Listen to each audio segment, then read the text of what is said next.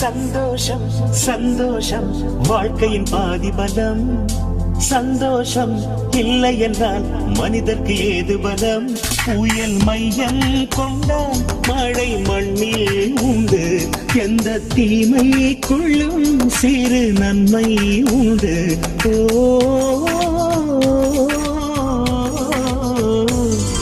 சந்தோஷம் சந்தோஷம் வாழ்க்கையின் பாதி பலம். சந்தோஷம் இல்லை என்றால் மனிதர்க்கு ஏது பலம்? புயல் மையம் கொண்டால் மழை மண்ணில் உண்டு.